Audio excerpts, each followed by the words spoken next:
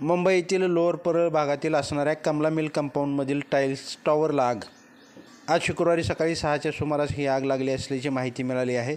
आगीमुळे काळ्याकुट्ट धुराचे लोट पसरले असून यामुळे परिसरातील नागरिकांतून भीतीचे वातावरण निर्माण झाले आहे. आगीची माहिती मिळताच अग्निशामक दलाच्या 8 गाड्या घटनास्थळी यंत्रणेसह दाखल झाल्या असून आग विझवण्याच्या कामाला सुरुवात झाली आहे.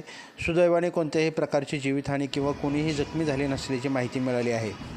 परंतु या आगीमुळे इमारतीचे मोठ्या प्रमाणात नुकसान झाले असल्याचे वृत्त आहे.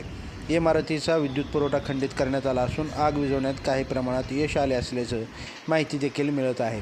लाईव्ह महाराष्ट्र झोन न्यूजसाठी अनिल गिरीधर खंडागळे. लाईव्ह महाराष्ट्र झोन न्यूजच्या यूट्यूब चॅनलला सबस्क्राईब करा, तसेच आमच्या फेसबुक पेजलाही फॉलो करा.